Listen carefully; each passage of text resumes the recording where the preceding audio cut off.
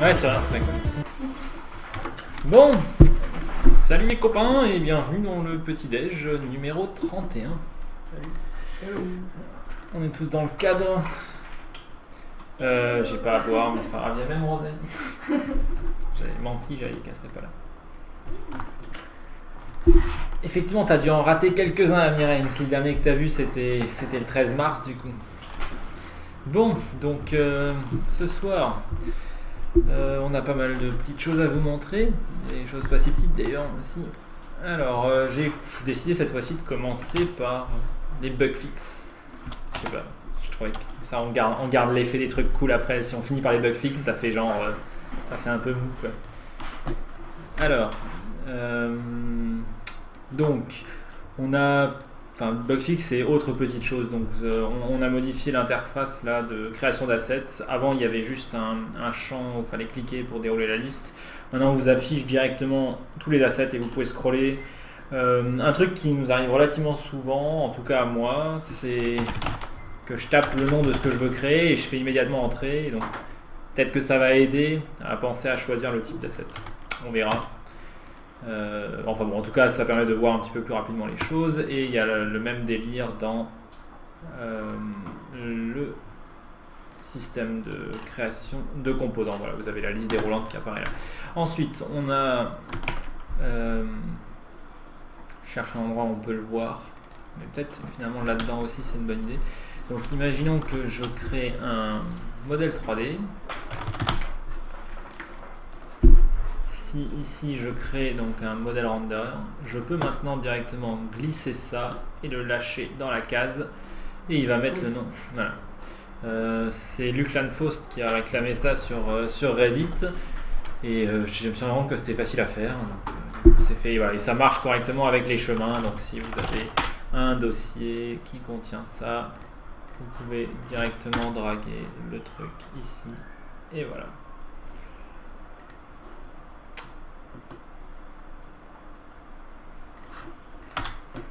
Alors ensuite, on a bug fix sur l'édition du texte dans le text render dans les scènes. Alors ça, je vais pas montrer, mais en gros, vous avez peut-être remarqué que si vous tapez du texte dans un composant text renderer dans une scène, parfois il avalait des caractères, etc. Surtout si vous étiez sur un serveur distant. Donc on a corrigé ça pour qu'il fasse plus cette connerie-là.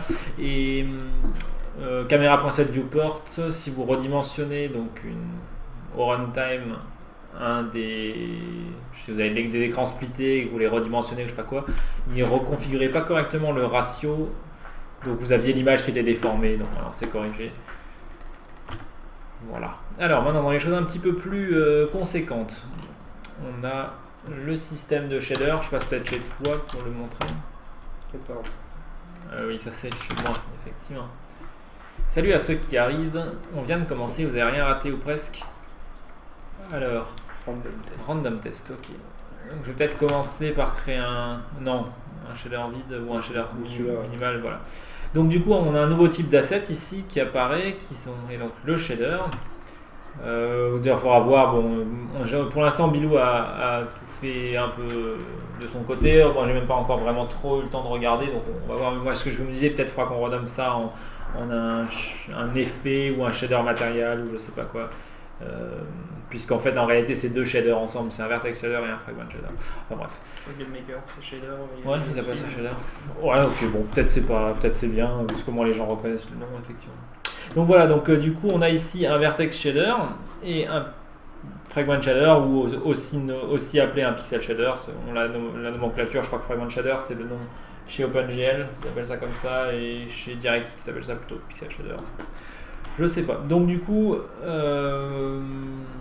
pour rappel, un shader permet de faire toutes sortes d'effets de déformation, modification de texture, etc. Donc là, c'est une première version de ce système qui vous permet donc de définir un matériau pour vos sprites ou n'importe quoi, et donc de décrire un shader en GLSL, donc le langage de shading du web, quoi. Voilà, alors du coup, qu'est-ce qui se passe ici? C'est très simple. Côté vertex shader, pour chaque sommet, on calcule sa position. Donc on prend la position qui a été passée en entrée et on lui applique la matrice de projection et la matrice de vue du modèle, et on sort la position transformée de ce sommet. Voilà. Et ensuite, pour chacun des pixels qui vont faire partie des triangles qui sont dessinés, on va calculer la couleur en sortie, et donc ici on va aller choper dans notre texture, la texture de... Donc là il y a une texture par défaut pour la démo, c'est ça, hein. Voilà, donc là il y a la texture de Léonard. Donc on va choper aux bonnes coordonnées dans la texture le texel, on appelle ça pour cet endroit donné dans le triangle par exemple. Et donc voilà, et ça c'est la couleur de sortie, on lui applique ça. Donc pour vous montrer un petit peu le genre de choses qu'on peut faire, je pourrais simplement ici remplacer la couleur par du rouge. Donc c'est un vecteur à 4 composantes. Canal à virgule, ouais, c'est important. Donc voilà, je mets canal rouge 100%, canal vert 0%, canal bleu 0% et canal transparence 100%. Je clique ailleurs et voilà, c'est appliqué. Donc là, je n'échantillonne plus du tout ma texture. À la place, j'ai défini que pour chacun des pixels, inconditionnellement de sa position ou quoi que ce soit, on prend une couleur donnée, quoi. Donc là, je peux mettre plutôt du vert, c'est bien, mais c'est pas très intéressant. Et donc là, on peut retourner sur le sampling de texture. Alors après, on peut faire des trucs rigolos, du style, on peut multiplier, par exemple, les canaux. Donc là, je vais que garder la teinte rouge, que le canal rouge, en fait, hein, vu que je multiplie les autres canaux par 0, ils sont perdus. Voilà, donc je peux garder un peu de cette chose-là. Bon, ça revient à faire de la modulation de couleurs, hein, ce qu'on peut déjà faire sans un shader, donc c'est pas super intéressant. Mais on peut faire des trucs un peu plus rigolos. Alors par exemple, ce qu'on pourrait sans doute faire, donc ici il faut passer un vecteur, c'est un vecteur 2 je pense.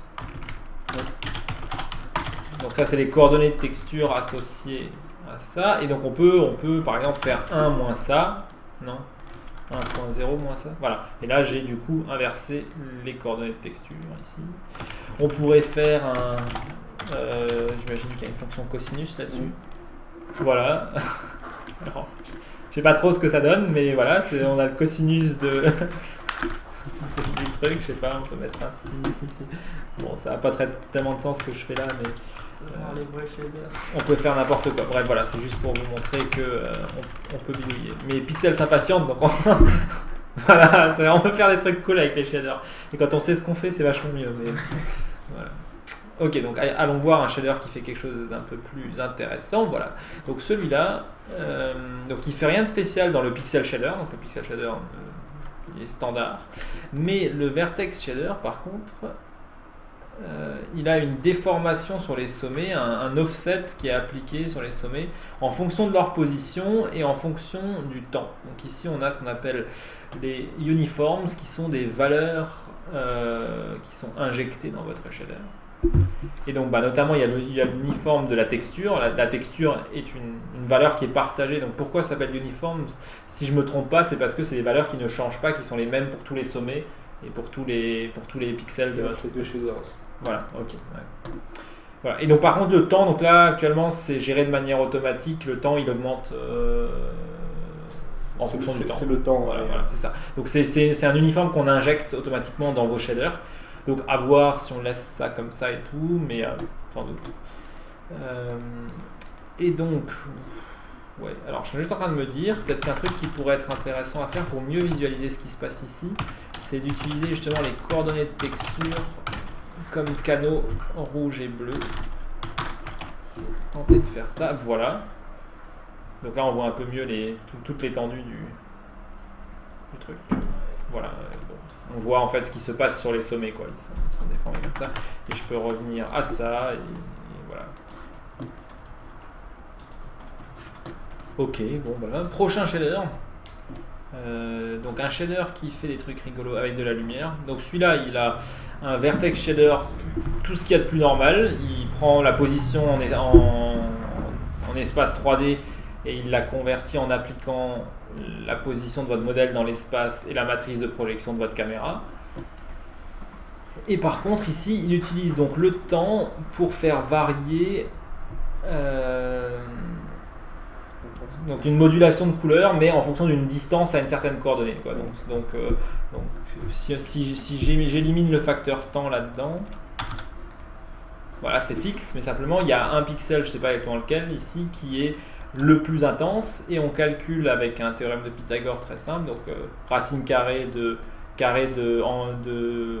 non, si oui c'est ça, enfin bref, racine carrée de a carré plus b carré.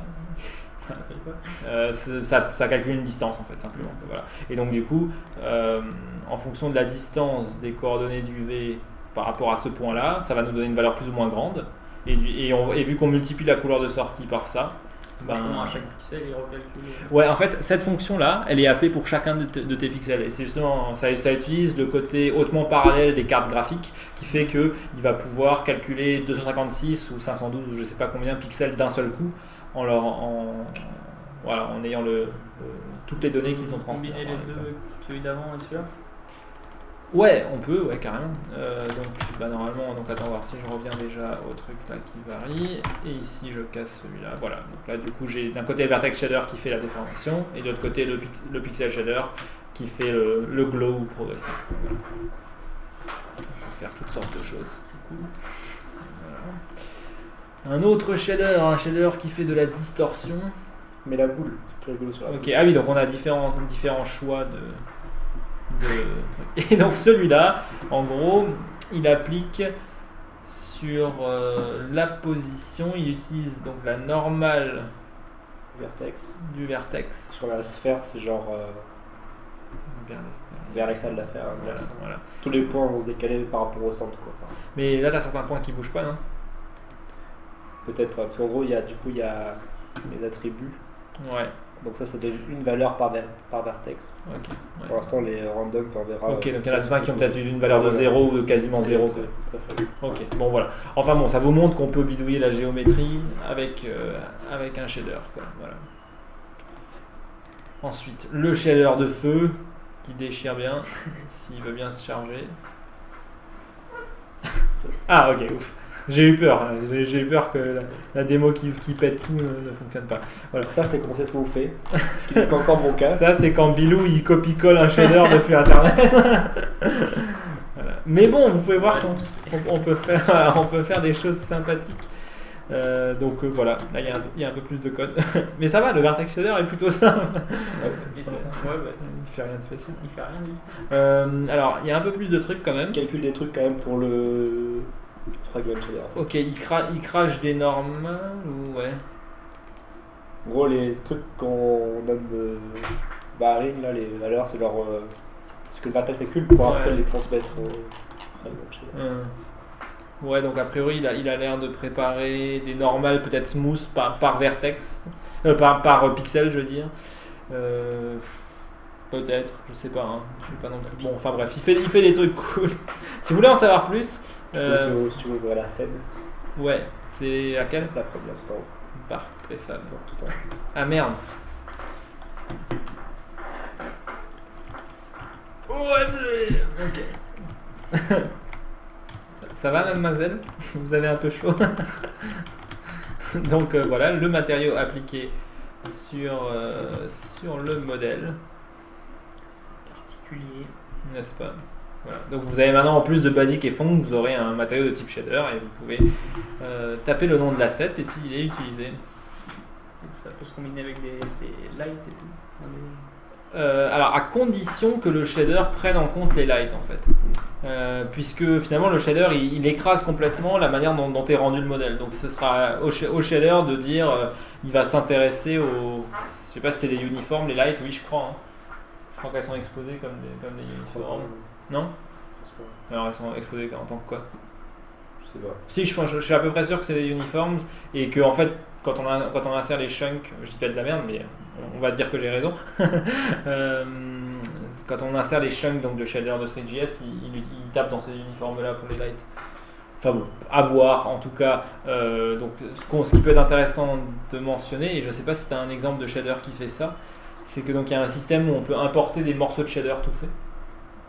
On a plus là? Non. Ok. Mais en gros, Three.js apporte une librairie de morceaux de shader, donc un morceau de shader qui va justement faire les calculs pour les lights ou je sais plus quoi d'autre, appliquer le skinning pour les modèles 3D, parce que le skinning c'est l'animation sur les modèles 3D avec des squelettes.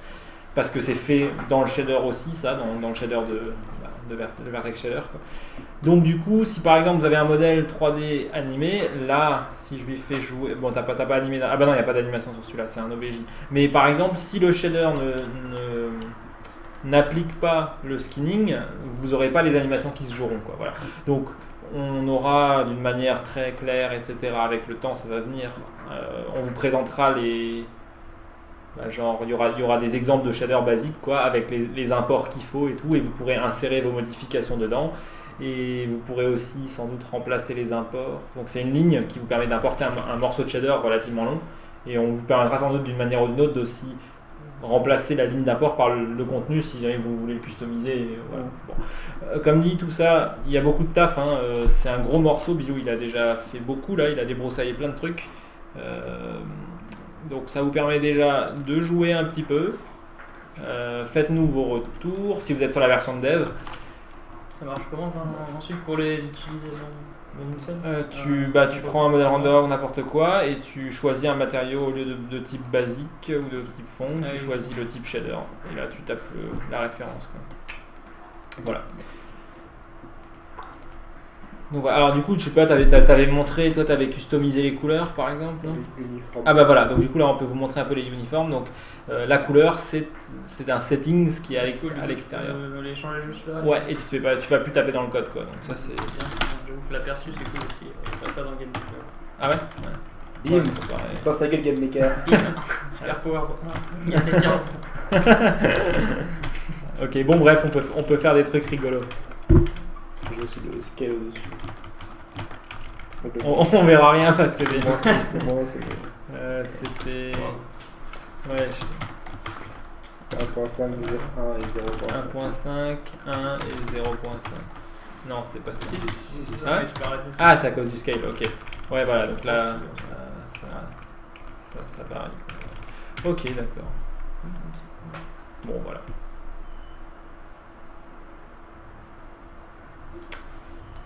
Donc, ouais, ah oui, il y a encore le petit magicien de la démo. Ouais, il y a un moi je pas des pixels qui se mettent bizarres. Si, ça c'est moi qui ai fait le test avec la transparence, tout ça. Je te dis pas.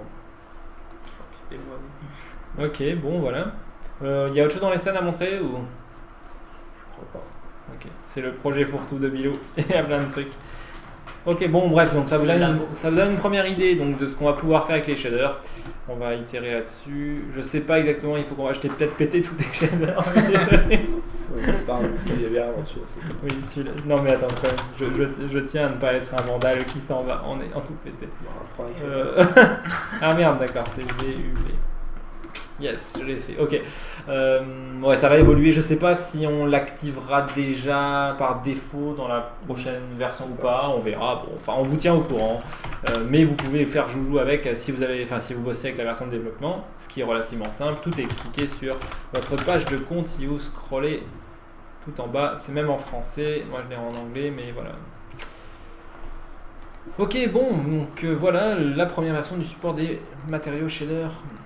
Alors ensuite, on a quelques améliorations au niveau de l'éditeur de script. Je vais retourner chez moi.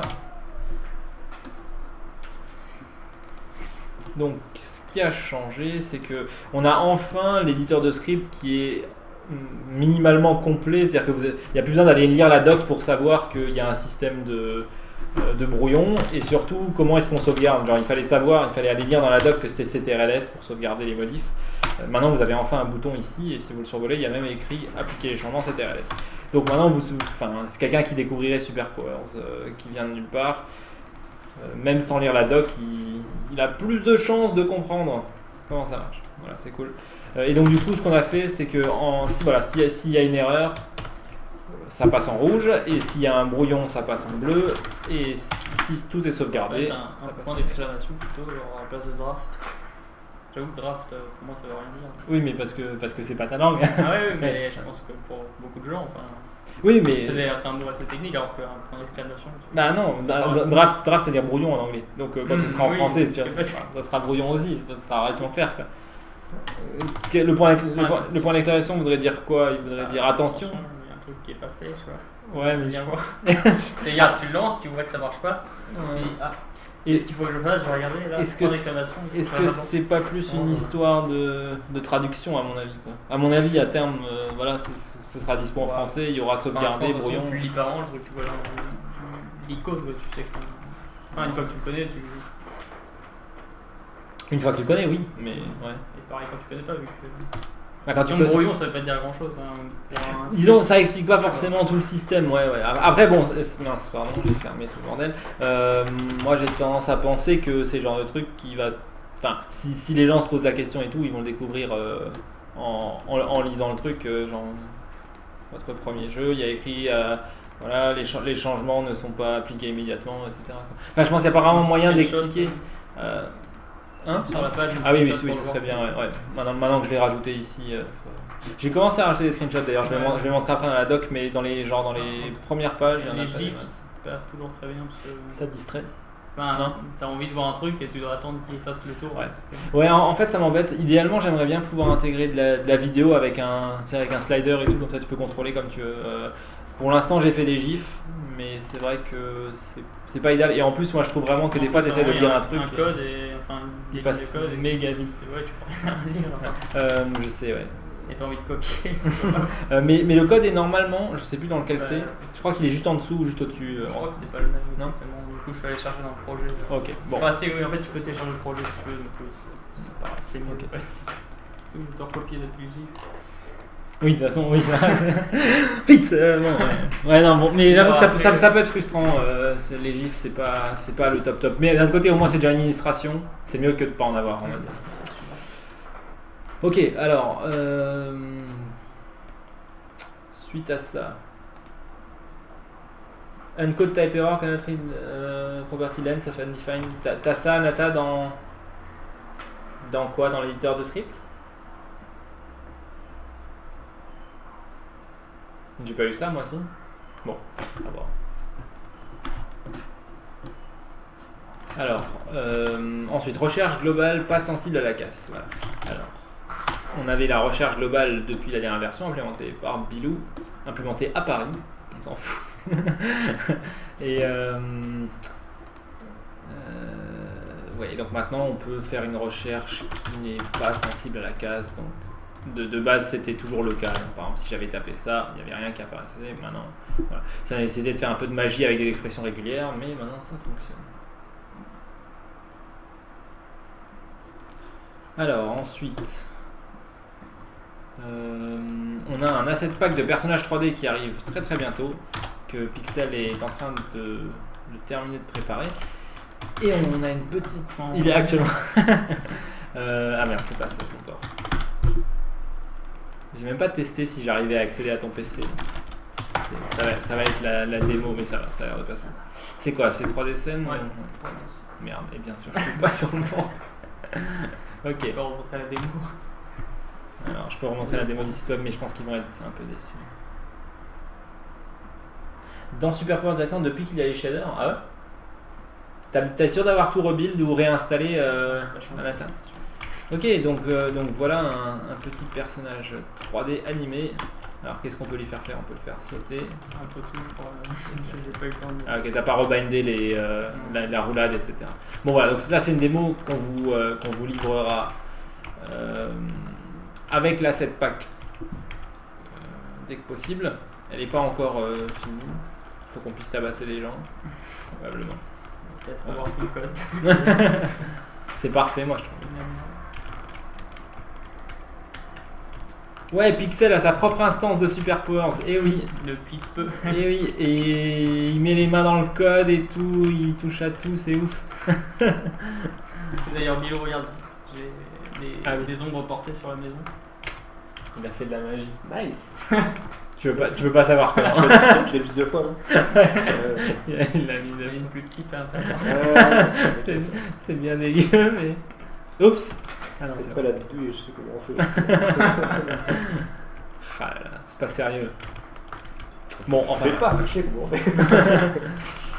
Ok, donc du coup vous allez avoir ce personnage avec donc plusieurs textures aussi. Enfin, en tout cas, ça c'est la texture. C'est la texture Pixel Boy a des émotions, mais mais il y a aussi une texture plus traditionnelle avec des couleurs. Enfin, là, je n'ai qu'un seul perso, moi, enfin, j'aimerais bien avoir d'autres coupes de cheveux, chapeaux, des trucs comme ça. D'autres rares. Sur le même modèle, quoi, enfin Ouais. la même taille à peu près et tout. Ça sera sûrement pas maintenant. Ouais. Ça rame, non, un peu, j'ai l'impression. Ouais, je vois mais chez moi, je me demande c'est si déjà, c'est peut-être le fait que j'ai tout scale pour avoir les ombres. Ouais, Et aussi que c'est mal codé. C'est un truc énorme. Dans le code, je pense Il y pas. a peut-être aussi le fait que je stream, mais Non, bon. mais chez moi c'était là aussi, mais. Oui, bon, C'est sur ton oui. PC, il n'y a rien qui tourne. Donc, ouais. Oui, Bon, à regarder, effectivement, j'ai pas non, mais dans le trop code, il y a de peut-être des code. trucs que je sais pas, j'ai viré. Peut-être qu'à toutes les frames, il recrée les modèles. Franchement, oui, c'est impossible. C'est de la merde. Bon, je regarderai avant qu'on sorte le truc, de toute façon. Bref. Et il faudra que Bilou, le project manager, passe et crée un peu des dossiers, là, ça va pas, ça. Ah non, je sais pas chez Pixel. Tu touches pas chez Pixel? Non, c'est encore pire que toi. Ah ouais, puis à me retrouver.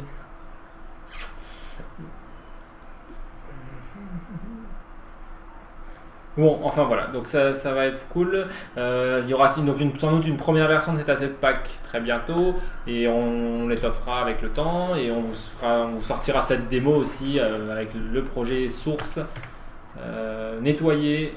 Il est bien. Voilà.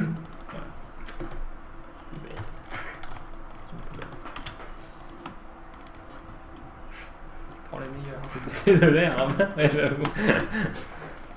C'est un joueur. Voilà. Et donc vous aurez un tas d'animations, idle, punch, pause d'attente, attaque, course, marche. Je fais des roulades. Je me fais projeter et je saute. Voilà, donc ça peut être bien cool, vous pouvez faire toutes sortes de jeux avec ça aussi.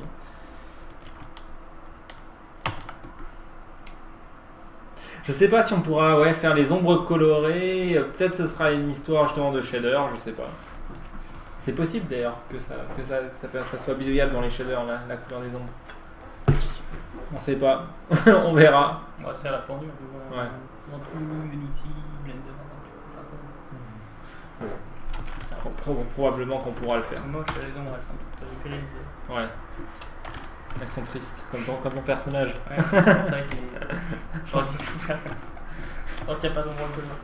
tout est en noir. Ouais. Alors, ensuite, on a le widget d'édition de texte collaboratif qui a été splitté dans son propre plugin. Alors là, j'ai rien à montrer, je peux juste, enfin, pas dans SuperPowers, mais vous pouvez juste voir maintenant qu'on a donc un nouveau plugin qui s'appelle Text Editor Widget. Et donc, le plugin TypeScript utilise le Text Editor Widget. Et ça veut dire que Bilou va pouvoir remplacer dans l'éditeur de shader. Je vais retourner chez Bilou. Non, ça c'est nouveau chez moi, je suis pas bon. Voilà. Actuellement, l'éditeur de shader, il utilise un simple text area tout pourri, il n'y a pas de ligne, il n'y a pas de transformation opérationnelle. Si on essaie d'éditer à deux, ça explose de partout. Donc voilà, donc là maintenant on va pouvoir réutiliser cet éditeur un peu partout, et si vous voulez faire des éditeurs de ressources qui utilisent de la transformation opérationnelle, c'est-à-dire qui permettent de collaborer en temps réel, vous pourrez réutiliser tout ça et ça vous fournit quasiment tout le code. Vous n'avez quasiment plus rien à coder directement dans votre enfin en ce qui concerne, on va dire, la collaboration en temps réel d'un point de vue texte. Donc c'est pratique. Et puis ça allège aussi, on ne voulait pas en fait vous faire retélécharger CodeMirror plusieurs fois à chaque fois que vous changez d'éditeur. Voilà, donc ça c'est en place. Alors ensuite on a pas mal de petites améliorations et de nouvelles fonctionnalités dans l'API. Alors d'abord j'ai commencé par unifier le système de callback. On avait, si vous vous souvenez, pour ceux qui l'ont déjà utilisé, une fonction sub.onExit qui vous permet d'exécuter du code au moment donné où votre jeu est fermé. Donc notamment, un des usages intéressants, c'est de faire une sauvegarde de votre jeu, une sauvegarde de ce que le joueur avait fait dans votre jeu au moment donné où il ferme la fenêtre. Voilà. Donc ça a simplement été renommé en sub.input.on, et ensuite vous précisez quel événement, parce qu'il y a maintenant plusieurs événements, donc on voulait unifier un peu le truc. Donc là, maintenant l'événement s'appelle exit dans sub.input.on. Alors donc du coup, je vais en parler dans une seconde. L'événement Donc l'événement, là, OnExit, vous pouvez le voir ici. Je m'en sers, j'ai fait une petite démo. Ah merde, j'ai rajouté d'autres trucs dedans, bon c'est pas grave, je vous montre après. J'ai fait une petite démo donc qui montre comment faire une sauvegarde. Donc voilà, là je déplace mon perso, je ferme, je réouvre et il sera encore à cet endroit-là. Parce que j'utilise donc l'API sub.storage et l'événement sub.input.onExit pour enregistrer la position. Voilà. Si vous vous intéressez à tout ça, vous pouvez trouver sur la documentation sauvegarder donc des données. Voilà, il y a le tuto et il y a même un projet démo à télécharger. Maintenant, chaque fois que je fais un tuto, je vous fais un petit projet démo à télécharger que vous pouvez mettre dans votre dossier projet et directement modifier. Alors pourquoi est-ce que c'est dans input tout ça? Parce qu'on considère que tout ce qui est fenêtrage, c'est aussi des entrées. C'est vrai que peut-être ça se discute. Je sais pas. Ça me semble relativement cohérent. En fait, on voulait pas forcément faire un espace de non-screen juste pour ça, quoi. À voir. Bon, effectivement, ça se discute. Donc, dans les autres API qui sont apparus, on a, je vais faire un nouveau projet. Donc, ah bah non, tiens, je me suis fait une démo de FPS. Voilà, donc on peut enfin faire un jeu de tir à la première personne avec SuperPowers, puisque on peut maintenant verrouiller la souris. Donc, si vous regardez, je lance mon jeu SuperPowers. J'ai appelé la fonction sub.input.lockmouse. Et du coup, quand je clique ici, voilà, ça verrouille la souris. Je peux tourner à l'infini et il n'y a plus mon curseur. Si je fais échappe, ça va déverrouiller ma souris. Parce que l'API sur le web, c'est comme ça que ça fonctionne. Mais SuperPowers va quand même encore se souvenir que votre jeu avait demandé de verrouiller la souris. Et donc, dès que le joueur va recliquer dans la fenêtre, ça va se reverrouiller. Voilà. Donc ça, c'est pratique. Vous n'avez pas besoin de vous embêter avec le fait que le web a tendance à permettre aux joueurs de déverrouiller la souris. Si vous dites la souris doit être verrouillée, dès qu'il reclique dans la fenêtre, elle se reverrouille automatiquement. Voilà. On a un peu abstrait ça pour vous, ce qui est une bonne chose. Et alors du coup, les autres événements en question, justement, donc j'ai rajouté un nouvel événement qui vous permet quand même d'être notifié si jamais la souris a été déverrouillée. Donc ça s'appelle mouse lock state change. Et donc on peut accrocher un événement unlock change par exemple. Je sais pas, voilà.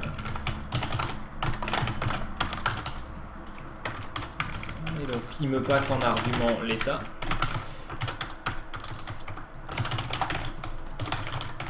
Je vais juste le loguer pour l'instant.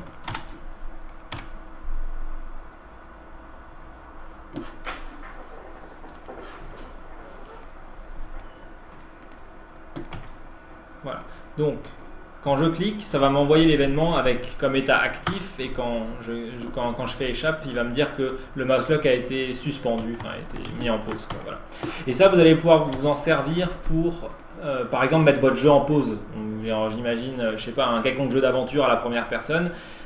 Si le joueur fait échappe et change d'onglet pour aller faire autre chose, vous pouvez automatiquement détecter qu'il a déverrouillé la souris et afficher un écran de pause. Et dès qu'il reclique dans la fenêtre, vous recevez l'état de nouveau actif. Et du coup, vous pouvez automatiquement désactiver la pause et retourner dans votre jeu, quoi. Voilà. Ça évite que le mec il se fasse tuer pendant qu'il est allé voir ses mails ou je sais pas quoi.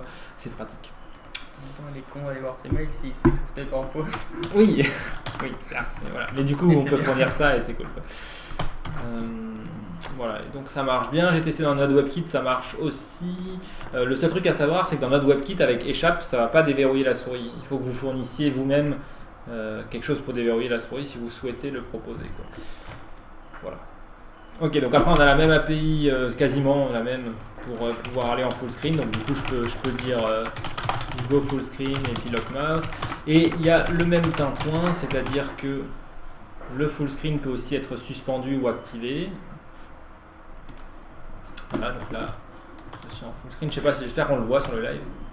On va regarder. Oui, ça va, ça a l'air de bien fonctionner. Et quand je fais échappe, il y a un autre événement. Donc au lieu d'être mouse lock state change, ça s'appelle full screen state change. Voilà. Donc vous pouvez indépendamment écouter l'un ou l'autre si vous voulez. peut-être que il y a des jeux où vous allez peut-être vouloir juste utiliser le full screen et pas le mouse lock, quoi. Voilà, ça peut avoir du sens. Et du coup, si jamais vous voulez faire que quand on fait échappe, ça quitte full screen de manière définitive, ça peut avoir du sens. Par exemple, peut-être vous avez un bouton pour passer en mode full screen et quand le joueur fait échappe, ça quitte. Et vous voulez pas après que ça y retourne parce qu'il a fait échappe pour quitter le full screen, bah vous avez qu'à gérer l'événement on full screen change, et si c'est l'état suspendu,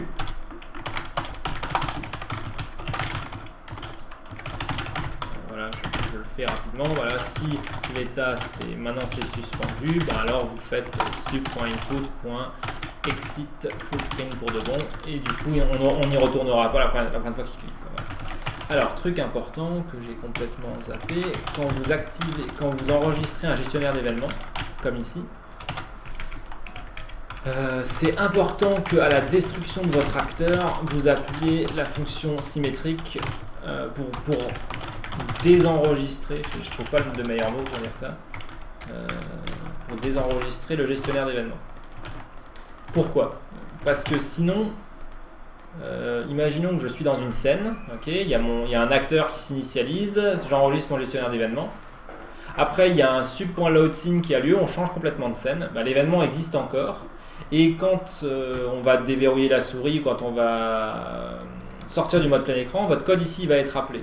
Si jamais votre code il fait des trucs sur l'acteur, par exemple, je sais pas, imaginons qu'il change une position ou je sais pas quoi, et ben il va faire référence à un acteur qui a été supprimé, donc ça va faire une erreur. En plus, si jamais vous revenez dans cette scène une deuxième fois, ça va réenregistrer votre gestionnaire d'événements une deuxième fois. Donc vous allez vous retrouver avec vos gestionnaires d'événements qui sont appelés deux fois, etc. Donc systématiquement, quand vous enregistrez des trucs avec sub.input.on, blablabla, et que vous changez de scène dans votre jeu, pensez à faire le truc symétrique pour le désactiver au moment donné où votre acteur est supprimé. Dans le tutoriel que j'ai mis sur le site de documentation, ici, c'est aussi expliqué et c'est fait proprement. Il y a 4 lignes de commentaires pour être bien sûr que c'est clair. Voilà. Bon, je suis sûr que ça y arrivera quand même. Mais c'est pas grave. Vous trouverez comme des grands dans la doc où vous demanderez sur Skype. Ok. Alors, qu'est-ce qui se passe dans le chat ? Ce qui serait bien serait de mettre le jeu en pause quand on n'est pas dessus, voir quand on ne focus pas, avec pointer quand on va ailleurs les touches où il y a l'influence le jeu si on n'est pas dedans. Ouais, alors on devrait sans doute avoir un autre événement blur ou je sais pas quoi quand on perd le focus. Ou peut-être un on focus change ou je sais pas quoi. Ouais, ça sera pas automatique, ça sera un événement à gérer. Voilà, on te filerait quelque chose et puis tu peux toi derrière mettre ton jeu en pause. Parce qu'il y a des jeux où tu veux pouvoir perdre le focus et le laisser tourner. Alors je sais pas si... Enfin je crois avoir vu dans l'input manager que quand on perd le focus, tout ce qui est gamepad et compagnie c'est censé être ignoré, non ? En tout cas c'est reset. Parce que dans notre input.ts, on a une fonction reset qui est appelée, tu vois, dès qu'on perd le focus. Voilà. Mais en fait, ouais, je pense qu'on fait juste le reset, mais qu'après on n'ignore pas les inputs.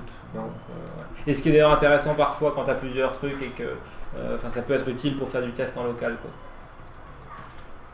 Mais peut-être que dans les versions finales des jeux, on devrait ignorer quand la fenêtre n'est pas active. À voir. Je sais que XNA le fait pas, par exemple. XNA, tu continues à choper les inputs de manette, même si la fenêtre n'est pas active. Bon. Enfin, à voir, effectivement, c'est peut-être quelque chose qu'il faudra qu'on change. Alors ensuite, dernière API d'input qui a été ajoutée, c'est, donc je vais dégager ce truc là qui sert un peu à rien. Non, c'est pas là-dedans. C'était dans ma démo, dans ma storage démo, je crois que j'ai fait ça. Je sais pas pourquoi je l'ai fait là-dedans, enfin j'ai réutilisé le projet. Donc en gros maintenant vous avez une nouvelle fonction qui s'appelle getTextEntered qui vous retourne le texte qui a été tapé au cours de la dernière frame. Donc c'est pas les touches qui ont été appuyées, c'est vraiment le texte qui a été composé. Donc par exemple là je peux écrire mon nom, Yuki, et ça marche. Ouais, enfin, en gros ça marche, c'est même avec si j'appuie sur le chapeau et E, ça me retourne vraiment le caractère qui est généré. Donc tu vois, c'est pas le chapeau et le E, quoi. C'est un E accent circonflexe. On peut pas déplacer, c'est accroché dessus. Enfin, c'est utile dans des... Bah c'est utile si tu veux faire genre tu peux demander son nom à quelqu'un, quoi. Ça permet de faire de la vraie entrée clavier. Tout ce qui est interface graphique, c'est très utile. Pour un chat, pour écrire un chat. Oui, voilà, c'est ça. Pareil, si tu veux écrire avec un chat, t'as envie que ça écrive. Voilà. Un chat que j'avais fait pour notre Jab, on jouait avec les lettres et les chiffres, je crois. Ouais, ça. On avait bidouillé un truc, j'ai fait une boucle sur toutes les lettres. Voilà. Donc maintenant, on a enfin un truc pour faire de l'input correct. Il n'y a plus besoin d'insérer un élément du DOM, je sais pas quoi. Enfin, il y a besoin de faire des trucs bizarres. Et donc, du coup, le texte rentré, si jamais la personne a appuyé sur effacer, ça vous retourne le caractère spécial backspace qui est échappé comme un /B. Donc si vous détectez ça, vous avez qu'à... Enfin moi ce que je fais là dans mon exemple, c'est que donc je chope tout le texte qui a été rentré. Potentiellement si la personne tape très vite, il peut y avoir plusieurs lettres qui ont été rentrées en une seule frame. Donc du coup ce que je vous recommande, et je ferai un tuto pour ça, je crois que j'ai pas encore eu le temps, c'est de faire une boucle sur tous les caractères du texte qui vous sont retournés. Et vous regardez, si vous détectez un retour arrière, vous effacez un caractère dans votre texte. Si vous détectez rien, vous ajoutez simplement. Et vous pouvez aussi détecter un retour à la ligne. Alors, en fait, c'est dommage parce que le retour à la ligne, ça donne un carriage return, ça donne un /R. Et en réalité, le caractère qu'il faut pour faire un retour à la ligne dans TextRenderer, c'est un /N. Donc là, du coup, ce que j'ai fait, c'est que j'ai testé s'il y a un /R, je le remplace par un /N. Je sais pas si je vais pas modifier carrément l'API pour que quand on fait rentrer, elle balance un /N directement. Bon, c'est un peu de la bidouille parce que techniquement, la touche entrée, elle retourne le caractère 10, pas le caractère 13, mais bon, bref, on peut bidouiller pour simplifier les choses. Voilà. On vous envoie aussi les caractères tabulation. Donc, pour l'instant, ils sont rendus que comme un simple espace là-dedans.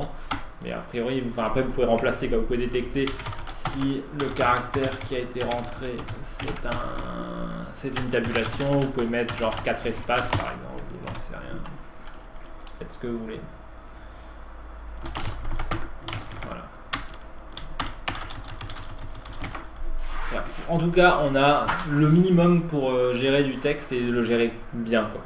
Donc on verra, peut-être il y a quelques adaptations à faire encore là-dessus, mais c'est déjà cool. Alors vous avez peut-être remarqué depuis avant que c'est bleu ici, alors que d'habitude dans SuperPowers c'est pas bleu. Si j'ouvre ici, vous verrez que voilà, c'est gris de base. Alors pourquoi est-ce que c'est bleu? C'est parce que j'ai activé donc le mode développeur. En fait je devrais le montrer ici.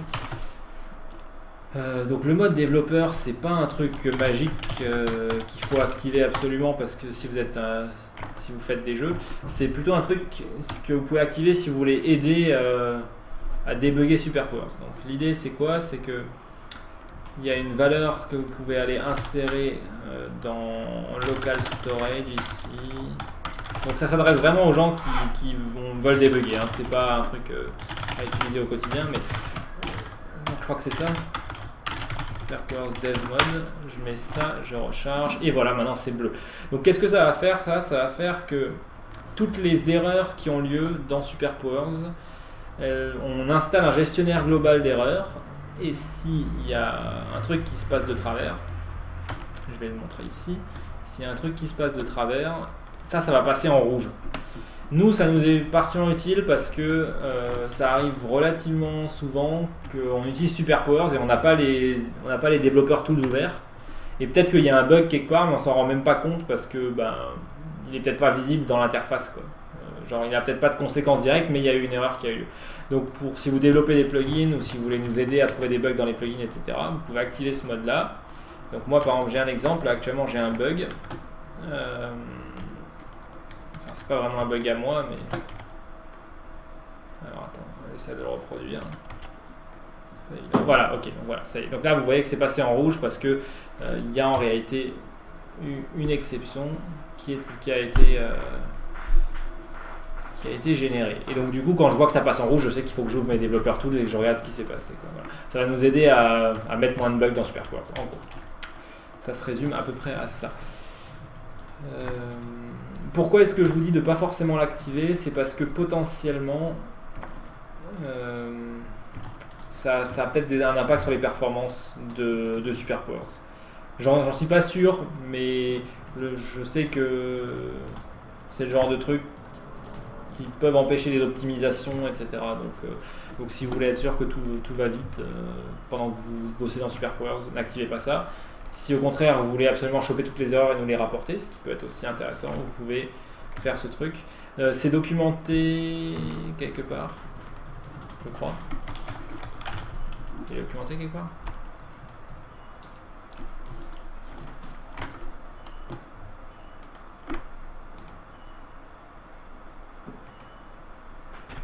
J'ai l'impression de l'avoir documenté quelque part, ça me dit quelque chose, mais honnêtement, je sais plus où. Bon, si c'est pas fait, je le ferai. Ouais, peut-être je l'ai fait dans ma tête. Non, mais je sais que ça doit être écrit dans le code, alors peut-être j'irai. Documenté dans tes rêves. Ouais. Non, mais honnêtement, là, ça sent le truc que j'ai documenté dans mes rêves. Bon, bref, je le ferai, je le mettrai quelque part sur le site. Voilà. Et oui, du coup, j'ai un peu spoil les poignées de contrôle que je vais vous montrer maintenant.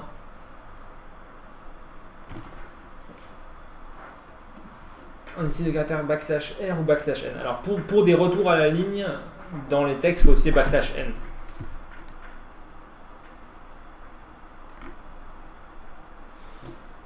Alors,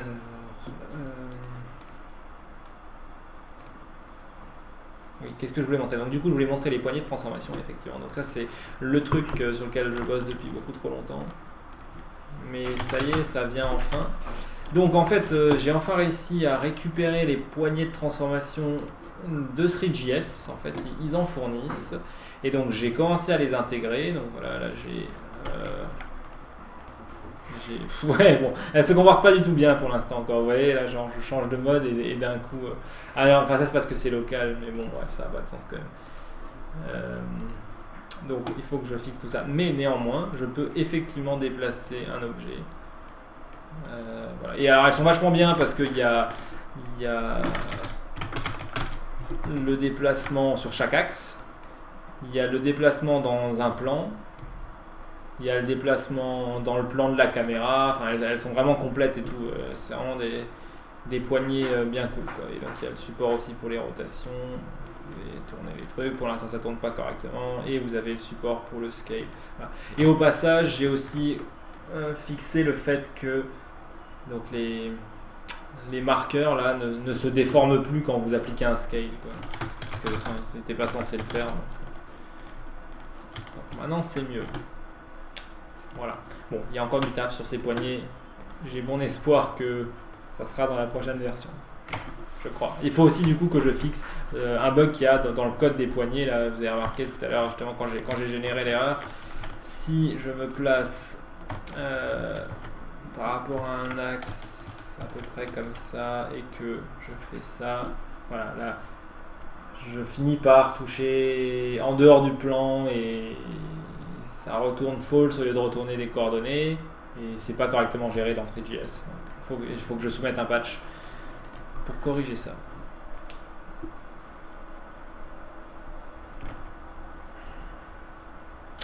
Voilà. Ok. Ouais,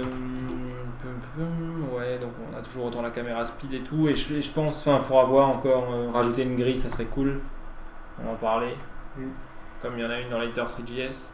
Je sais plus quoi d'autre, mais bon bref, il y a d'autres trucs encore à faire, c'est bien ça. Ok, donc du coup, ouais. Je vais parler, mais je vais pouvoir mettre la vue sur une caméra.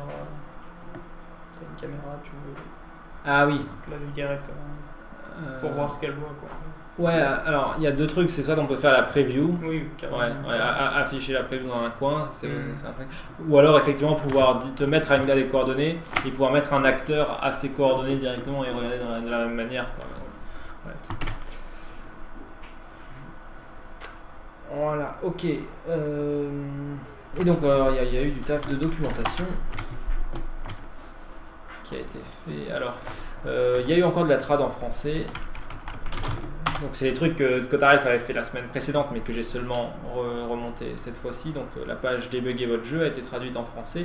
J'ai aussi modifié le système pour que si la page n'existe pas en français, il vous met la page en anglais. Comme ça maintenant si vous accédez à la documentation française, vous n'avez pas que la moitié des trucs qui apparaissent, vous avez tout, mais il n'y a que les 9 premières pages, je crois, ou 10 premières pages qui sont traduites en français.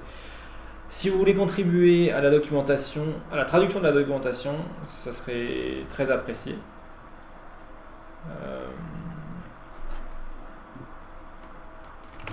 Donc n'hésitez pas à le faire. Il y a le lien sur la page d'accueil ici, là, la documentation complète est toujours à jour et disponible en anglais. La version française est maintenue par la communauté. Vous cliquez là-dessus et vous pouvez faire une pull request, rajouter des pages et tout. Si vous ne savez pas comment faire et que vous avez envie de contribuer, mais que vous ne savez pas comment vous y prendre, postez sur la conversation Skype. On sera ravis de vous expliquer comment attaquer la traduction. Ce sera l'occasion de contribuer pour une première fois peut-être à un projet open source pour certains. Et faire la documentation, c'est sans doute plus simple que de contribuer du code. Donc voilà. En plus, c'est de traduire, quoi. Donc, s'il y a des gens qui sont un minimum bons en anglais et qui veulent aider, et même si vous faites quelques fautes et tout, c'est pas grave, hein, j'ai fait des corrections sur les contributions de Cotaref, de Pangoro, ça a quand même beaucoup aidé, même si j'ai dû relire et corriger les trucs, ça fait quand même le gros du taf, quoi. Voilà. Donc si vous voulez aider, je vous invite à le faire. Il y a plein de pages, il y a la moitié qui a été traduite, il y a l'autre moitié, et j'arrête pas d'écrire de la doc, donc dépêchez-vous pour me rattraper. Comme il rattrape à gagner une dédicace géniale. Ouais, non, j'allais dire Pixel vous fait un jeu 3D. Un dessin. Un dessin 3D. Un dessin 3D. Avec, vendu. Ah oui, ok, donc c'est dans le README, effectivement. Donc je n'ai pas rêvé en fait. Je l'ai mis dans le README à la racine de Superpowers. Voilà. Et finalement, c'est bien que ce soit là-dedans parce que ça concerne que les développeurs, donc il n'y a que les gens qui auront fouillé dans le README qui le trouvent. Voilà, ok. Salut Crigio, et bah cool, ouais, si tu as envie de traduire le lien, et je vais plutôt filer la page d'accueil de la doc en français, le lien est là. Peut-être ajouter un bandeau quand la page n'est pas traduite. Ouais, alors pour l'instant c'est très primitif ce que j'ai fait, c'est-à-dire que je passe sur toutes les pages, enfin sur toutes les catégories, et je compte le nombre de pages, et s'il n'y a pas autant de pages, j'insère les pages anglaises à la suite. Donc on peut pas vraiment mettre de bandeau avec ce système-là, mais ça serait bien effectivement. Tu mets cette page n'a pas été traduite, vous pouvez vous la traduire. Voilà, c'est ça. Oui, non, c'est clair, ça serait bien, quoi. Et carrément ça dirige vers le bon lien et tout. Mais... Ok, bon, peut-être bientôt. Ou alors vous pouvez tout traduire, et comme ça j'ai pas besoin de faire le bandeau. C'est bien aussi. Et tu laisses tout complètement bricolé. C'est ça. Ok, donc il y a eu la trad, et donc comme je le disais tout à l'heure, donc il y a des nouveaux tutos. Donc maintenant il y a une section tuto déjà, il y a une section ressources aussi, ça je crois que j'en ai déjà parlé la dernière fois. J'ai rajouté quelques liens ou télécharger des assets si vous avez besoin, si vous cherchez des ressources. Il y a des gens déjà qui nous ont demandé à plusieurs occasions où est-ce qu'on chope nos assets pour les game jams, etc. quand on les fait pas nous-mêmes. Donc tout ce qui est musique et effets sonores, en tout cas on les trouve sur freesound.org souvent. Ils ont plein de trucs. Oui, il l'a fait, puis ça aussi.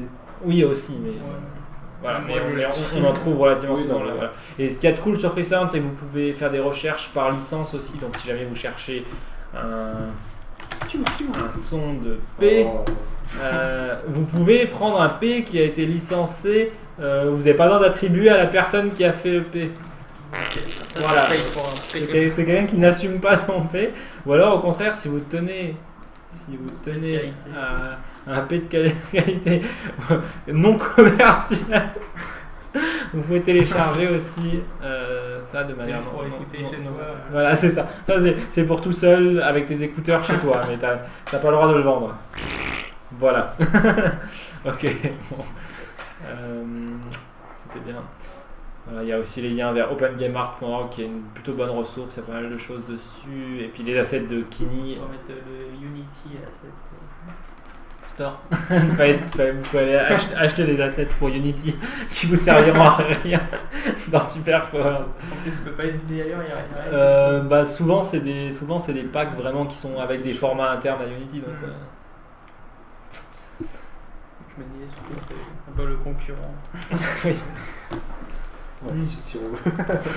Oui. Bon, alors, on avait ça, on a donc un tuto un peu qui vous explique différents trucs sur les inputs. Donc, comment bosser avec les gamepads. J'ai mis un lien vers le truc plutôt sympa que quelqu'un avait linké sur Skype, qui vous permet, ah merde, j'ai débranché, qui vous permet de visualiser votre gamepad. Ouais, si tu veux. Mais bon, je crois que si je le branche, il faut que je relance Chrome pour que ça marche. Si c'est effectivement le cas, tant pis, je le montrerai pas. Je crois que j'ai jamais éteint l'imprimante. Tu peux juste regarder si elle est encore allumée. Ok, bah tu peux l'éteindre. C'est le bouton éteindre, je sais pas. Arrêt, c'est ça. Arrêt. Le rouge. J'ai fait, mais ça marche. Faut laisser enfoncer. Ouais, voilà. Ouais, donc bon, là vous pouvez voir mon gamepad, tout. C'est pratique si vous avez besoin de savoir les index des boutons et choses comme ça avec ce truc là. Vous pouvez. C'est pas le rouge, c'est à côté. Carré. Ah, ok, on off. Ouais, en fait c'est ça, c'est pas arrêt, c'est on-off. Ouais. Ok, donc ça c'est cool. Après vous avez des infos sur comment calculer les coordonnées de souris en mode pixel si vous avez besoin. C'est pour En gros, tu peux voir ton gamepad et putain, je sais pas, ok. Et en fait surtout tu peux voir à quel numéro d'axe ça correspond. Donc là il te montre que gauche-droite c'est l'axe numéro 0, au bas c'est l'axe numéro 1. Ça c'est l'axe numéro 3, ça c'est l'axe numéro 2, ça c'est le bouton voilà, 0, bouton 2, bouton 1, etc. Bon, c'est très pratique. C'est quoi cette manette? Ça ressemble à une espèce de manette de PS quelque chose, de PlayStation, mais elle est bizarre. Je pense que c'est un truc Frankenstein qui a été fait. Sans marque. Ouais, voilà. C'est la no-name. Voilà. Ok, bon bref, on a de la doc sur tous les trucs dont j'ai parlé avant. Ensuite, j'ai fait un tuto donc sur comment importer, exporter des modèles 3D et surtout, peut-être un truc qui intéressera pas mal de monde, comment attacher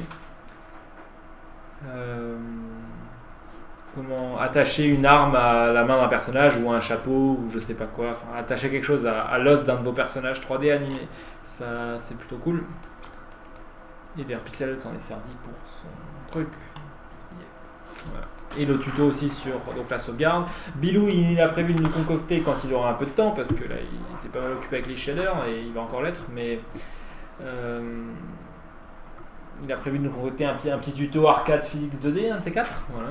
Donc, comme ça vous aurez un. Ouais, une petite démo, ça serait cool, une démo très simple. Quoi. Je pense que je vais faire une démo avec cette pack de préhistoire. Ah oui. Voilà, ok. Bon, voilà, je crois que c'est un peu le tour de ce que j'ai fait côté doc. Ok, alors je sais pas si j'ai raté d'autres choses qu'on a fait au cours de la semaine, mais je crois pas. On a mis notre jeu de côté pour la semaine, on s'est plus concentré sur Super Powers. À voir si la semaine qui vient on y retaffe un petit peu. Moi je pense à y retaffer un petit peu, bon. Je sais pas si on arrivera bien à y bosser à distance. Donc à voir, sinon moi je fais un peu des trucs dessus. Voilà, vu que Bilou il sera pas sur place. Oui bah oui du coup enfin, on pourra passer un peu de temps sans doute. Voilà, on vous le montrera toujours pas encore, mais un jour. Toc. Voilà. Ah, Quand il sera fini, on vous le montrera. On garde pour nous. c'est notre jeu. Il est super fun. Vous ratez un truc. Ce serait compliqué. Slop. Slope. Mais du coup, il dépend de ça. Il y a- Ouais, un peu. Enfin, c'est quoi compliqué? Ça demande du temps ou c'est dur? Concrètement, c'est pas tellement dur. C'est toi qui vois, Anata. Est-ce que tu préfères que les shaders ils soient bien ou tu préfères avoir des pentes dans... Je préfère. Non mais bon, oui, voilà, oui, ça serait sans doute faisable quoi. Oui, c'est clairement. Tu peux le faire à la main, Pierre. Oui, Oui, bon, oui. ça serait bien Donc, d'intégré. le truc qu'on Oui. a déjà parlé, c'est genre, d'un point de vue interface, comment définir qu'un bloc c'est une pente ou quoi. Enfin, par rapport au tileset, c'est pas encore bien.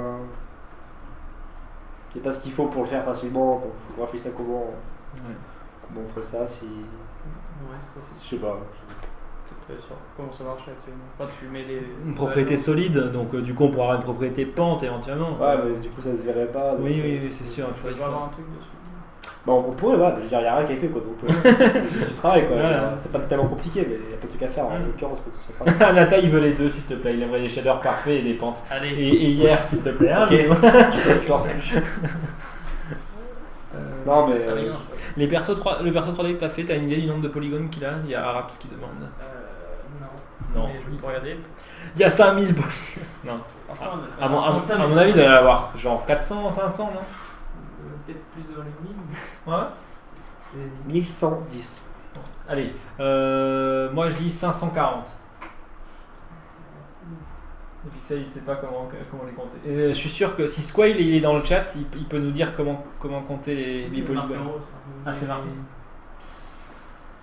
Il y a les triangles. Ouais, Il y en a beaucoup. il y a combien de 1800. 3800 triangles.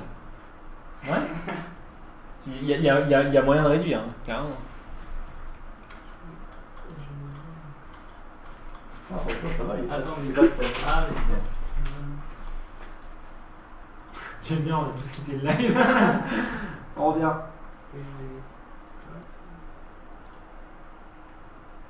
Il y en a pas autant, non, ça me fait marrer, il est pas tellement. Mais rien, ce qui est bizarre, c'est qu'il y a écrit face. Ah oui, non, ouais, non, mais si, il y a 3800. Ouais, à mon avis, ça pourrait être un peu simplifié. Surtout dans les cheveux, là, il y en a beaucoup. Ouais. Yep, c'est sûr que ça fait beaucoup. C'est peut-être pour ça que c'est long aussi. Ouais, non, bah non.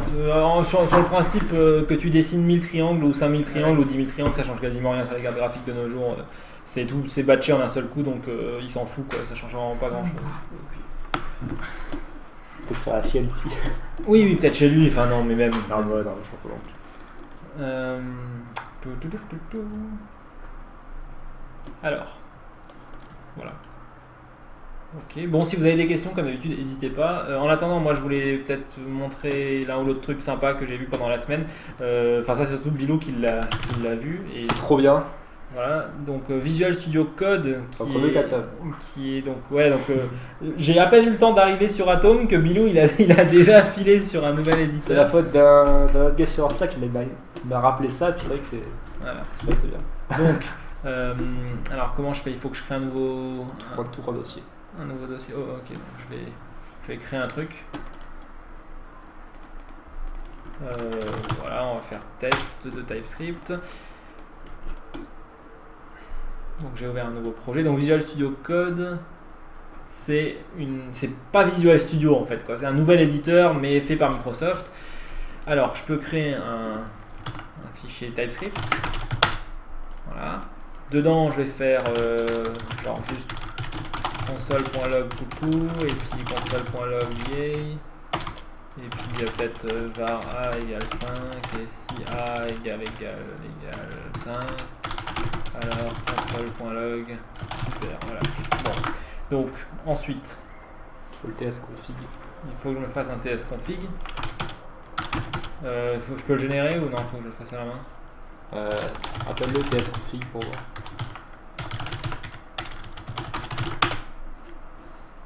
Peut-être qu'il veut te proposer un peu des trucs si tu commences à le remplir.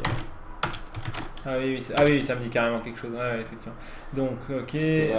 Target ES5 et on avait les modules, mais bon, on s'en fout. ouais, bon, écoute, je le mets quand même. Voilà. Donc, voilà. Et tu peux faire CTRL SHIFT B pour build. Tu fais configure ta kernel. Ok. Là, tu peux dégager l'argument. C'est ça là. Ouais. S'il n'y a pas d'argument, il prend le TS config du coup. Ouais, ok. Et là, tu dois pouvoir le faire. Voilà. Donc du coup avec CTRL Shift B, ça devrait... Non.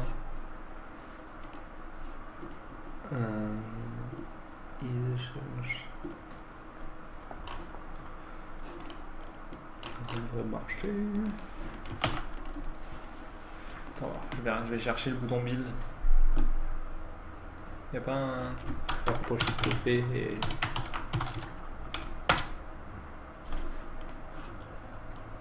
Est-ce qu'il faut jouer dans le TS config? Compiler option, target, module.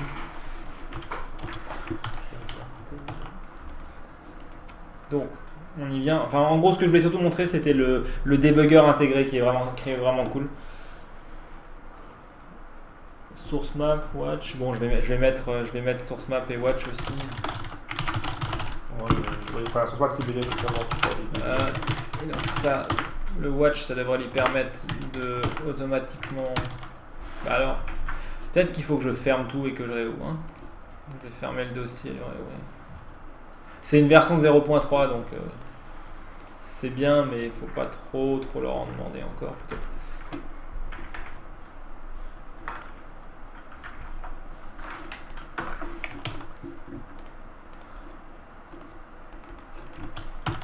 Ouais, non, c'est bizarre. Le système de build a l'air de rien faire. Je pense que c'est peut-être ton TSC qui est pas bon. Genre, moi au début ça faisait chier, je devais le dégager. Ah oui, mais attends, je suis en train de me demander si je l'ai installé tout court. Non, je l'ai même pas installé là. Moins jeune. Ouais. Du coup, je prends la version 1.5.0 alpha. Oui, ok, ouais, donc j'avais pas TypeScript d'installer. Et c'est pas TSC, c'est TypeScript.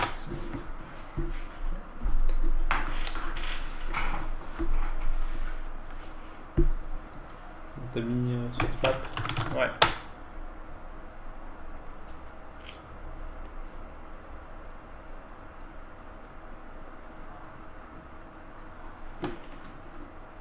Voilà, donc du coup maintenant, est-ce que ça va compiler? Ouais, c'est bon, ok. Ça fait des trucs. C'est un peu long. Après tu peux faire... Là, en fait là ça tourne tout le temps, Ah oui, je peux faire F5 ok. pour run. Pareil, il faut que tu la configures. Donc il faut juste le programme, il faut mettre un index.js et il faut mettre source map true, comme ça on voit. Et utiliser source map. Ok. Ouais, donc là tu vas dans le quatrième item à gauche. Quatrième. Tout à gauche, là. Il faut dire en haut, choisir attache là. Donc là c'est bon. Ok.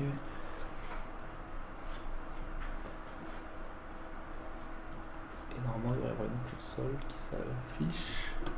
Yeah. Ok, et donc voilà, j'ai mon debugger qui s'est lancé et il s'est exactement stoppé sur la première ligne. Ouais. Et donc avec F10, j'imagine que je peux passer à la ligne suivante. Voilà. Donc là où vous pouvez directement analyser vos programmes. Donc on peut pas encore. Ah si, ça y est, on peut voir ça. On peut survoler sur les valeurs et tout. Au début, je crois. Ouais, ok. Donc vous avez l'équivalent de ce que vous avez dans le navigateur, mais ça fonctionne pour vos serveurs Node.js, donc très pratique.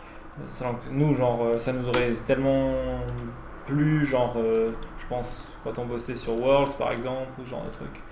Si vous développez des applications Node.js, donc vous avez debugger TypeScript avec les sources maps, vous pouvez débugger directement votre code TypeScript. Vous pouvez mettre des breakpoints, vous pouvez faire plein de trucs, quoi. Enfin, vous pouvez faire tout ce qu'on peut faire dans un debugger, analyser les valeurs, etc. Donc en tout cas, cet outil est encore très jeune, hein, Visual Studio Code, mais surveillez-le. C'est assez cool si vous faites du développement JavaScript, c'est intéressant. Et il y a aussi, avec Mono, ça débug aussi, donc si vous faites du C# et que vous voulez un environnement très léger, ça peut aussi être intéressant à regarder. Même pour Superport, du coup, je m'en sers. On peut aussi configurer les tâches gulp avec leur système de tâches là, donc je peux lancer les gulp directement avec pareil, CTRL-SHIFT-B et F5 pour lancer le serveur et j'ai le debugger sur le serveur. Voilà, du coup moi je suis encore à la préhistoire à taper mes gulp à la main et le Bilou il se moque de moi. Ah oui, alors il y a la version 1.0 de Atom qui est sortie, donc ça y est, ils ont considéré qu'ils avaient assez avancé. Alors bon, ça va continuer à évoluer bien sûr, mais j'ai beaucoup aimé leur vidéo de lancement, donc après le live sur les chiens, c'est très bizarre mais c'est assez rigolo. Ils ont fait une pub des années 60 futuriste. C'est peut-être pour ça qu'ils avancent, enfin non j'allais dire qu'ils avancent pas trop mais c'est pas vrai, ils avancent très vite. C'est peut-être pour ça que c'est très lent parce qu'ils étaient tous occupés à faire une vidéo, enfin bref. Voilà, et alors encore un autre truc, vous avez peut-être remarqué que j'ai une console avec des onglets et des tas de trucs et tout. Je crois qu'il y avait déjà des gens qui m'avaient demandé. J'ai écrit tous les détails de ce que j'utilise dans un petit gist. Donc s'il y a des gens que ça intéresse d'avoir un terminal bien cool où vous pouvez splitter comme ça dans tous les sens, verticalement, horizontalement, je sais plus quelle est la touche pour horizontalement, c'est pas grave. Et surtout les onglets et tout, enfin c'est vraiment pratique. Et l'autre truc vraiment cool que j'ai là-dedans, c'est la complétion automatique plus intelligente que celle de base. Genre voilà, si je fais tab, ça fait comme sous Linux, ça m'affiche tous les choix. S'il y a des ambiguïtés, il ne complète pas automatiquement, il me propose des ambiguïtés. Bref, c'est 10 000 fois mieux.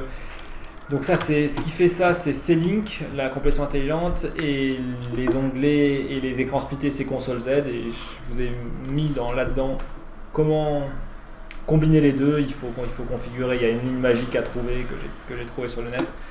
Voilà. Donc si ça vous intéresse, si vous voulez avoir un terminal vraiment cool, vous pouvez regarder là. Je l'ai posté dans le chat. Je le mettrai dans la description de la vidéo aussi sur YouTube. Ok, Natak, si en batch, je peux entendre te filer un coup de main, n'hésite pas à poster sur le Skype de Sparkling Labs, de la communauté, ton problème, ou si personne te répond, envoie-moi un tweet. Je suis pas un pro du batch, mais je peux essayer de t'aider.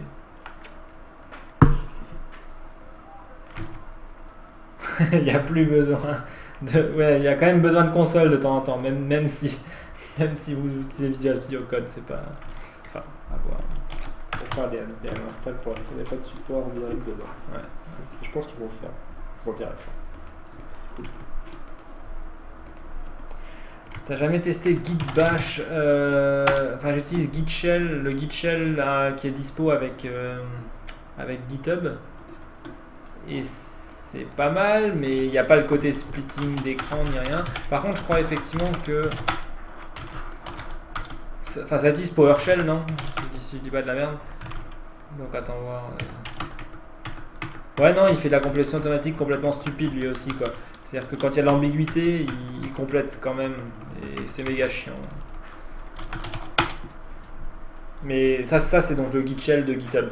Git Bash, je crois que je l'avais installé une fois, genre quand on avait testé Tortoise Git ou je sais pas quoi, mais j'avais trop l'impression d'être dans un espèce d'environnement bizarre Windows Linux, je ne parlais pas trop.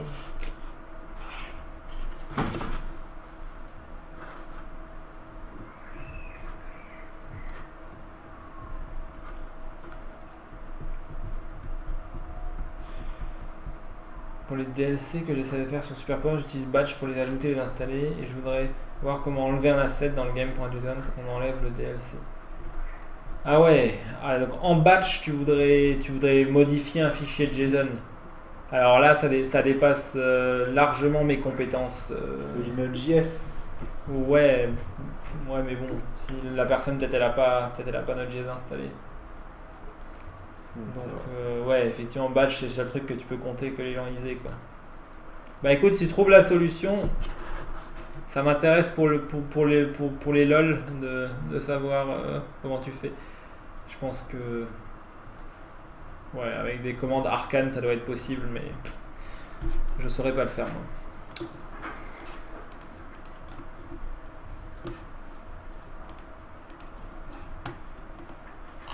Ok, bon.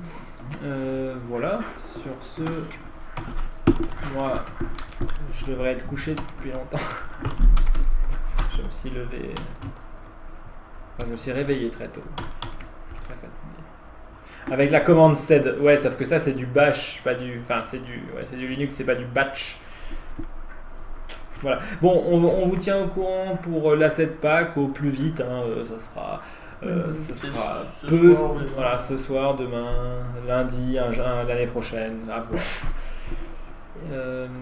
Prochain petit déj vendredi prochain, peut-être Superpowers 0.10, probablement, enfin je dis peut-être, il y a de fortes chances que oui, quoi.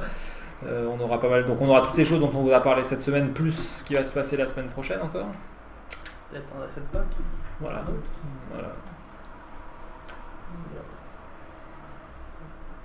Et pas des trucs de la communauté.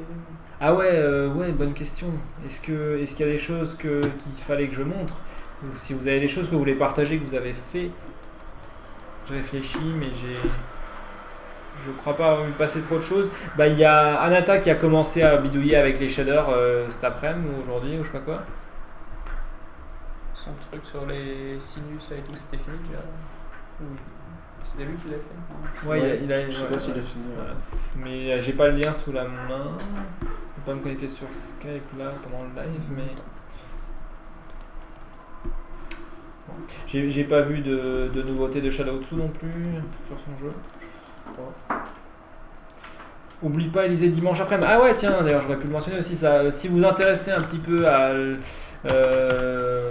l'exploration spatiale et surtout à ce qui se passe avec SpaceX, il relance dimanche après-midi, je crois que c'est 16h et des bananes, c'est ça. Il relance de nouveau une roquette dans l'espace qui va aller ravitailler la station spatiale internationale, et ça on s'en fout un peu, enfin c'est cool, mais voilà, on est content si l'astronaute il meurt pas sur la station spatiale internationale parce qu'ils ont plus à manger, mais surtout Sponsorisé par Sparknet. oui, tout à fait, oui. On a donné 10 €. Non, c'est pas vrai. Même pas. Ouais, c'est Pixel qui a développé le logiciel de navigation, donc ça va bien. Ok. Et donc 16h21, voilà. Et surtout, ce qu'il y a d'intéressant, c'est que je crois le premier étage de la roquette va essayer de ratterrir sur la barge au milieu de l'océan. Voilà. La dernière fois qu'ils ont tenté, ça a donné ça. S'il réessaye, c'est que ça va marcher. Pour l'instant, ça n'a pas marché, mais genre c'est censé être une première mondiale, donc attends voir. Il y avait la vidéo ici. Ils font quoi? Ils font des tests quand même. En gros, ce qu'ils font, c'est que là, en l'occurrence, c'est la NASA qui leur paye le lancer de la roquette, quoi. Donc, enfin le développement de la roquette, et eux ils en profitent à la retombée pour tenter de la réatterrir. S'ils arrivent à la faire réatterrir, ça leur permet à terme d'économiser énormément de thunes et de baisser les prix. Mais en gros, ça affecte pas la mission en elle-même, donc c'est ça qui est cool, c'est qu'ils en profitent pour développer de la technologie, quoi. Je sais pas si tu as encore le lien. Ah bah voilà, merci. Voilà. Il y a Ram qui a posté dans le chat. C'est le lien de la dernière tentative d'atterrissage. Donc là, tu vois la roquette qui retombe à méga vitesse, et il réallume les moteurs pour la ralentir. Et tout se passe très bien. Il y a Nata qui a posté aussi ces liens. Je vais les montrer dans 2 secondes. Elle a disparu. Ah, voilà.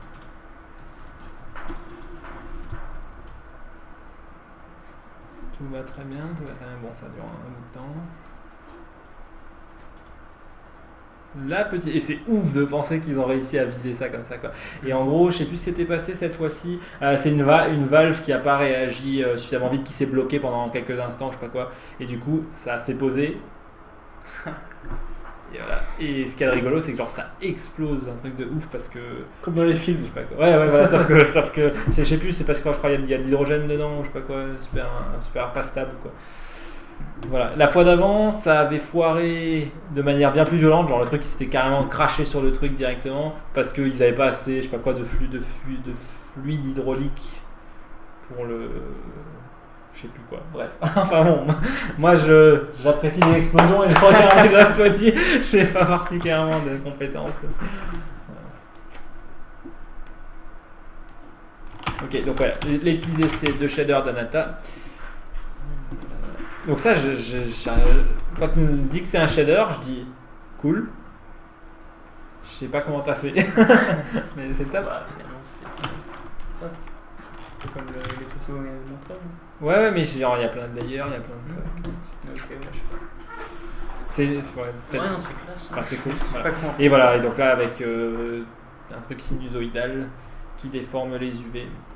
Finalement, ça ressemble un petit peu au truc que j'avais fait, sauf qu'en plus, ça varie en fonction du temps, quoi.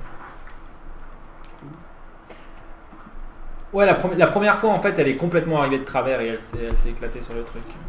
Alors que là, elle s'est posée et après, elle est tombée. Ok, bon. Allez, sur ce, on va aller tous dormir. Bonne nuit. Et à bientôt, au plus tard, vendredi soir prochain, pour un autre petit-déj. Ciao. Bye.